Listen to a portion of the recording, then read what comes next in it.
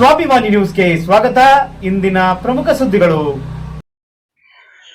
ಸಾಗರ ತಾಲೂಕು ಕಾರ್ಗಲ್ ಸಮೀಪದ ಬಾನುಕುಳಿ ಗ್ರಾಮ ಪಂಚಾಯಿತಿ ವ್ಯಾಪ್ತಿಯ ಕಂಚಿಗದ್ದೆ ಗ್ರಾಮದ ಶ್ರೀ ಶನೈಶ್ಚರ ದೇವಸ್ಥಾನದಲ್ಲಿ ಇತ್ತೀಚೆಗೆ ಕಳ್ಳತನವಾಗಿದ್ದು, ಪರಿವಾರ ದೇವರುಗಳ ಮೇಲಿದ್ದ ಸುಮಾರು 1 ಲಕ್ಷಕ್ಕಿಂತಲೂ ಹೆಚ್ಚಿನ ಮೌಲ್ಯದ 4 ಚಿನ್ನದ ತಾಳಿಸರ ಹಾಗೂ ಕಾಣಿಕೆ ಹುಂಡಿ ಕಳ್ಳತನವಾಗಿದೆ.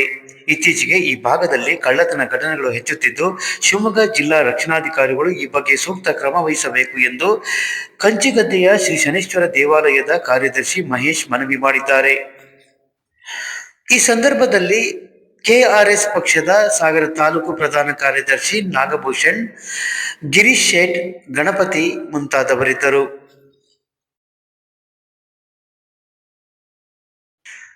ಶಿವಮೊಗ್ಗ ಜಿಲ್ಲಾಡಳಿತ ರೈತರು ಮತ್ತು ಜನಸಾಮಾನ್ಯರ ಪಾಲಿಗೆ ಸತ್ತು ಹೋಗಿದೆ. ಸರ್ಕಾರ ಕೆಪಿಸಿಗಾಗಿ ವಶಪಡಿಸಿಕೊಂಡ ಭೂಮಿಗಳಲ್ಲಿ ಯೋಜನೆಗೆ ಬಳಕೆಯಾಗದ ಭೂಮಿಯನ್ನು ವಾಪಸ್ ನೀಡುವಂತೆ ಮಾಡಿದ ಮನವಿಗಳು ನಿರ್ಲಕ್ಷಿಸಲಾಗಿದೆ. ಇವುಗಳನ್ನು ಖಂಡಿಸಿ ದಿನಾಂಕ 30/5/25 ಗುರುವಾರ ಬೆಳಗ್ಗೆ ಸಾಗರದ ಉಪವಿಭಾಗಾಧಿಕಾರಿಗಳ ಕಚೇರಿಗೆ ಮುತ್ತಿಗೆ ಹಾಕಲಾಗುವುದು ಎಂದು ಮಲೆನಾಡು ರೈತ ಹೋರಾಟ ಸಮಿತಿಯ ಜಿಲ್ಲಾಧ್ಯಕ್ಷ ತೀನಾ ಶ್ರೀನಿವಾಸ್ ಪತ್ರಿಕಾಗೋಷ್ಠಿಯಲ್ಲಿ ತಿಳಿಸಿದರು. ಈ ಸಂದರ್ಭದಲ್ಲಿ ಮಹೇಶ್, ದಯಾನಂದ್, ಮಂಜಪ್ಪ, ಅಶೋಕ್ ಬಾಬಳ್ಳಿ ಸೇರಿದಂತೆ ಪ್ರಮುಖರಿದ್ದರು. ಬಾನುಕುಳಿ ಗ್ರಾಮ ಪಂಚಾಯಿತಿ ವ್ಯಾಪ್ತಿಯ ಕಂಚಿಗದ್ದೆ ಎನ್ನುವಂತಹ ಒಂದು ಊರಿನ ಶನೈಶ್ವರ ದೇವಸ್ಥಾನ. ಈ ದೇವಸ್ಥಾನದಲ್ಲಿ ಕಳ್ಳತನವಾಗಿದೆ. ನಾಗರ ಪಂಚಮಿಯ ಹಬ್ಬದ ದಿನ ಕಳ್ಳತನವಾಗಿದೆ. ಆ ಕಳ್ಳತನದಲ್ಲಿ ಶನೈಶ್ವರ ದೇವಸ್ಥಾನದ ಅಕ್ಕಪಕ್ಕದಲ್ಲಿ ಮಾಸತಿ ಮತ್ತು ಚೌಡೇಶ್ವರಿ ಎನ್ನುವಂಥ 2 ದೇವರ ಗುಡಿಗಳಿದ್ದು, ಆ ದೇವರಿಗೆ ಮಾಂಗಲ್ಯ ಸರ, ಒಂದು ದೇವರಿಗೆ 2 ಮಾಂಗಲ್ಯ ಸರವನ್ನು ಕಟ್ಟಿದ್ವಿ. ಅಂಥ 4 ಮಾಂಗಲ್ಯಗಳು ಕಳ್ಳತನವಾಗಿದೆ. ಹಾಗೆ ಶನೈಶ್ವರ ದೇವಸ್ಥಾನದ ಮುಂಭಾಗದಲ್ಲಿ ಇಟ್ಟಿರ್ತಕ್ಕಂಥ ಒಂದು ಕಾಣಿಕೆ ಡಬ್ಬನ್ನು ಸಹ ಅದೇ ದಿನ ಕಳ್ಳತನವಾಗಿದೆ. ಆ ಕಳ್ಳತನ ಆದ ವಿಚಾರ ನಮಗೆ ಮಾರಿನ ದಿನ ಗೊತ್ತಾಯಿತು. ನೋಡಿದಾಗ ತಕ್ಷಣ ಪೊಲೀಸ್ನವರಿಗೆ ಕಾರ್ಗಲ್ ಪೊಲೀಸ್ ಸ್ಟೇಷನ್ಗೆ ತಿಳಿಸಿದಾಗ ಅವರು ಬಂದು ಅದನ್ನು ನೋಡಿದ್ದಾರೆ. ಹಾಗೆ ಆಗಸ್ಟ್ 9ನೇ ತಾರೀಕು ನಾವು ಕಂಪ್ಲೇಂಟನ್ನು ಸಹ ಮಾಡಿದ್ದೇವೆ.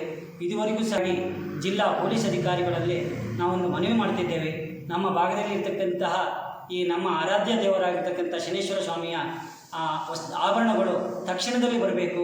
ಹಾಗೆ ನಮ್ಮ ಊರಿನಲ್ಲಿ ಇಂತಹ ಕಳ್ಳ ಕಾಟುಕರ ಭಯದಿಂದ ನಮ್ಮನ್ನು ದೂರ ಮಾಡಬೇಕು ಅಂತ ಹೇಳಿ ನಮ್ಮ ಪೊಲೀಸ್ ಅಧಿಕಾರಿಗಳಲ್ಲಿ ಮತ್ತೊಮ್ಮೆ ಬೇಡ್ಕೊಳ್ತಾ ಇದ್ದೇವೆ. ಇವಾಗ ಜಿಲ್ಲಾಡಳಿತ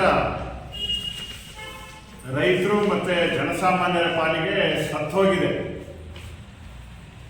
ಯಾಕಂತ ಹೇಳಿದ್ರೆ ಇದಕ್ಕೆ ಉದಾಹರಣೆ ಅಂದರೆ ನಮ್ಮ ಸಾಗರ ಕ್ಷೇತ್ರದ ಶಾಸಕರೇ ಹೇಳಿದ್ದಾರೆ. ಏನಂತ ಅಂದರೆ ತಾಲೂಕಾ ಕಚೇರಿಯಲ್ಲಿ ಏನು ಕೆಲಸಗಳನ್ನು ನಡೀತಿಲ್ಲ, ಇಲ್ಲಿ ನಾಳೆ ಅಂತ ಬೋರ್ಡ್ ಹಾಕ್ಬಿಡೋದು, ಯಾವಾಗ ಬಂದರೂ ನಾಳೆ ಅಂತ ಹೇಳ್ತಾರೆ ಅಂತ ಇಲ್ಲಿರ್ತಕ್ಕಂಥವ್ರು ನೌಕರರು ಅಧಿಕಾರಿಗಳೆಲ್ಲ ಅಂತ ಹೇಳಿ ಶಾಸಕರೇ ಹೇಳಿದ್ದಾರೆ. ಇವತ್ತು ಇದು ಎಲ್ಲ ಮಾಧ್ಯಮಗಳಲ್ಲೂ ಸಹ ವರದಿಯಾಗಿದೆ. ತಾಲೂಕು ಕಚೇರಿಯಲ್ಲಿ ಮಾತ್ರ ಅಲ್ಲ, ನಮ್ಮ ಪಕ್ಕದಲ್ಲಿರ್ತಕ್ಕಂಥ AC ಕಚೇರಿಯೂ ಹಂಗೆ ಆಗಿದೆ. ಇವತ್ತು ಜಿಲ್ಲಾಡಳಿತ ಹೇಗೆ ಕೆಲಸ ಮಾಡ್ತಾ ಇದೆ ಅಂತ ಹೇಳಿದ್ರೆ, ಕಳೆದ ವರ್ಷ KPC ಭೂಮಿ ಸಾಗುವಳಿ ಮಾಡಿದಂಥ ರೈತರು, ಶರಾವತಿ ಮುಳುಗಡೆ ಸಂತ್ರಸ್ತರು ಜಿಲ್ಲಾಧಿಕಾರಿಗಳ ಕಚೇರಿ ಎದುರುಗಡೆ ಒಂದು ಪ್ರತಿಭಟನೆಯನ್ನು ನಡೆಸಿದರು.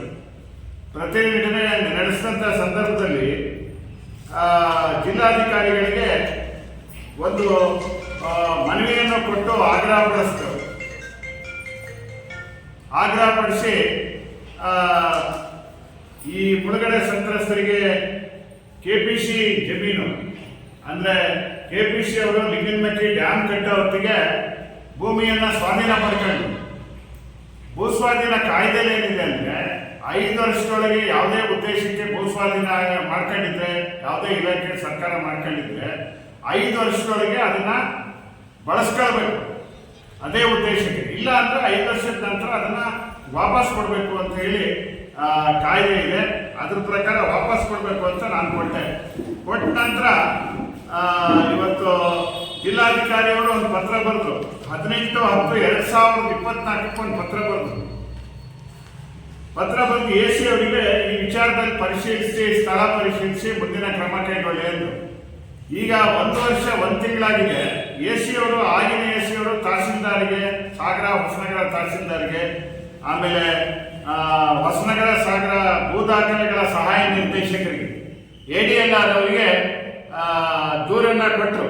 ಒಂದು ದೂರನ ಅಂದ್ರೆ ಈ ಒಂದು ವಿಷಯದ ಬಗ್ಗೆ ಸಂಪೂರ್ಣವಾಗಿ ಸ್ಥಳ ಪರಿಶೀಲಿಸಿ ವರದಿಯನ್ನ ಈ ಕಚೇರಿ ಕೊಡಿ ಅಂತ ಎಸ್ ಅವರಿಗೆ ಕೊಟ್ಟರು. ಆದ್ರೆ ಇವತ್ತು 1 ವರ್ಷ 1 ತಿಂಗಳಾದ್ರೂ ಸಹ ಯಾವುದೇ ರೀತಿಯ ಕ್ರಮಗಳು ಈ ದಿಸೆಯಲ್ಲಿ ಆಗಿಲ್ಲ. ನಮ್ಮ ಎ ಸಿ ಅವ್ರಿಗೆ ಕೇಳಿದ್ರೆ ಎ ಸಿ ಅವರು ಹೇಳ್ತಾರೆ ಕಳಿಸಿದ್ದಾರೆ ಡಿ ಸಿ ಅವರು, ಆದ್ರೆ ಡಿ ಸಿ ಅವ್ರ ಹತ್ರ ಮತ್ತೊಮ್ಮೆ ಮಾತಾಡ್ತೀನಿ ಅಂತ ಬೇಜವಾಬ್ದಾರಿ ಉತ್ತರವನ್ನ ಎ ಸಿ ಅವರು ಕೊಡ್ತಾರೆ. ಜೊತೆಗೆ ಇವತ್ತು ಶರಾವತಿ ಮುಳುಗಡೆ ಸಂತ್ರಸ್ತರ ವಿಷಯದಲ್ಲೂ ಅಷ್ಟೇ ಪ್ರಧಾನಮಂತ್ರಿ ಕಚೇರಿಯಿಂದ ಒಂದು ಪತ್ರ ಜಿಲ್ಲಾಧಿಕಾರಿಗೆ ನಾವು ಪ್ರಧಾನಮಂತ್ರಿ ಅವರಿಗೆ ಈ ಶರಾವತಿ ಮುಳುಗಡೆ ಸಂತ್ರಸ್ತರ ಸಮಸ್ಯೆಯನ್ನ ಸುಪ್ರೀಂ ಕೋರ್ಟ್ ಒಂದು ಆದೇಶ ಮಾಡಿ ಬಗೆಹರಿಸಿ ಅಂತ ಹೇಳಿದೆ.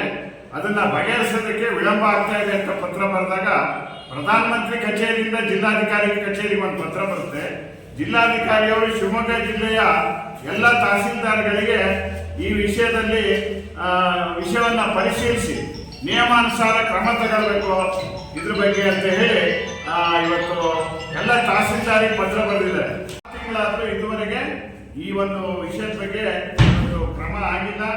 ಅದಕ್ಕೋಸ್ಕರ ಇವತ್ತು ನಾವೇನ್ ಹೇಳ್ತಾ ಇದ್ದೀವಿ ಅಂದ್ರೆ ಈ ಸರ್ಕಾರ ಈ ಆಡಳಿತ ಇವತ್ತು ನಮ್ಮ ಜಿಲ್ಲೆಯಲ್ಲಿ ಪತ್ರಕರ್ತರೆ ಸುಮಾರು ಸರಿ ನಮ್ಮ ಪ್ರಶ್ನೆ ಮಾಡಿದ್ದಾರೆ. ಪದೇ ಪದೇ ಪದೇ ಪದೇ ನೀವು ಪತ್ರಿಕಾಗೋಷ್ಠಿ ಮಾಡ್ತೀರಿ, ಹೋರಾಟ ಮಾಡ್ತೀರಿ, ರಿಸಲ್ಟ್ ಮಾತ್ರ ಏನೂ ಬರ್ತಾ ಇಲ್ಲ ಅಂತ ಕೇಳಿದಾಗ ನಾವೇನ್ ಮಾಡಿದ್ವಿ, ಜಿಲ್ಲೆಯ ಎಲ್ಲ ಸಂತ್ರಸ್ತರು ಸೇರಿ ಇವತ್ತು ಜಿಲ್ಲಾಧಿಕಾರಿಗಳ ಕಚೇರಿ ಎದುರುಗಡೆ ಒಂದು 100 ಸರಿ ಪ್ರತಿಭಟನೆ ಮಾಡಿದ್ವಿ. ಡಿ ಸಿ ಆಫೀಸ್ ಬಾಗಿಲ ಹಾಕಿ ಪ್ರತಿಭಟನೆ ಮಾಡೋ ಮಟ್ಟಕ್ಕೂ ಹಲವಾರು ಸರಿ ಹೋದ್ವಿ. ಎ ಸಿ ಕಚೇರಿಗೆ ಬಾಗಿಲು ಹಾಕಿ ಪ್ರತಿಭಟನೆ ಮಾಡಿದ್ವಿ. ಆದರೂ ಸಹ ಈ ಜಿಲ್ಲಾಡಳಿತಕ್ಕೆ ಯಾವುದೇ ರೀತಿ ಸ್ಪಂದನೆ ಇಲ್ಲ. ಇವತ್ತು ಜಿಲ್ಲಾಡಳಿತ ಈಗ ಆಗೋದಕ್ಕೆ ಇವತ್ತು ನಮ್ಮ ಜನಪ್ರತಿನಿಧಿಗಳೇ ಕಾರಣ. MLA ಅವರು, MP, ಈ ಮಂತ್ರಿಗಳು ಇವರು ಅಧಿಕಾರಿಗಳ ಕೈಗೊಂಬೆ ಆಗಿದ್ದಾರೆ. ಅಧಿಕಾರಿಗಳು ಏನ್ ಹೇಳ್ತಾರೆ ಅದನ್ನ ಇವತ್ತು ಜನರಿಗೆ ಹೇಳ್ತಾರೆ ಹೊರತು ಇವರಿಗೆ ಸ್ವಯಂ ಬುದ್ಧಿ ಇಲ್ಲ, ವಿಚಾರ ಮಾಡೋ ಶಕ್ತಿ ಇಲ್ಲದೆ ಇರೋದ್ರಿಂದ ಇವತ್ತು ಈ ರೀತಿ ಪರಿಸ್ಥಿತಿ ಆಗಿದೆ. ಅದಕ್ಕೋಸ್ಕರ ಈ ರೀತಿಯ ನಮ್ಮ ಸರ್ಕಾರದ ಅಧಿಕಾರಿ AC ಮತ್ತೆ DC ಅವರ ಬೇಜವಾಬ್ದಾರಿತನ ಖಂಡಿಸಿ 30ನೇ ತಾರೀಕು ನಮ್ಮ AC ಕಚೇರಿಗೆ ಮುತ್ತಿಗೆ ಹಾಕಿ ರೈತರು ಇವತ್ತು ಪ್ರತಿಭಟನೆ ಮಾಡೋದಕ್ಕೆ ತೀರ್ಮಾನ ಮಾಡಿದ್ವಿ ಬೆಳಗ್ಗೆ. ಈ ಒಂದು ವಿಷಯವನ್ನ ಒಳ್ಳೆ ಮಾತಲ್ಲಾಡಿದ್ರೆ ಕೆಲಸಗಳು ಯಾವುದೇ ಕಚೇರಿಯಲ್ಲಿ ಆಗೋದಿಲ್ಲ, ಒಳ್ಳೆ ಮಾತಲ್ಲಾಡೋದಾಗಲ್ಲ. ಇನ್ನು ಏನಾದ್ರು ಜನ ಆಕ್ರೋಶ ಭರಿತರಾದ್ರೆ ಅವರು ಸರ್ಕಾರಿ ಕಚೇರಿಗಳನ್ನ ಇವತ್ತು ಈಡೇರಿಸೋದಕ್ಕೆ ನೀವು ಕ್ರಮ ಕೈಗೊಳ್ತಿದ್ರೆ ಗಂಭೀರ ಒಂದು ಪರಿಣಾಮವನ್ನ ಎಚ್ಚರಿಸಬೇಕಾಗತ್ತೆ. ಇಲ್ಲಿ ಜಿಲ್ಲೆಯಲ್ಲಿ ನಮ್ಮ ಉಸ್ತುವಾರಿ ಸಚಿವರು ಜನಸ್ಪಂದನ ಅಂತ ಒಂದು ಕಾರ್ಯಕ್ರಮವನ್ನು ಜಿಲ್ಲೆಯಲ್ಲಿ ಮಾಡಿದ್ರು, ಕೆಲವು ತಾಲೂಕಲ್ಲಿ ಮಾಡಿದ್ರು. 3 ಕಾಸಿನ ಉಪಯೋಗ ಇಲ್ಲ. ಸಾವಿರಾರು ಅರ್ಜಿ ಬಂದರೂ ಸಹ ಜನರ ಯಾವುದೇ ಅರ್ಜಿ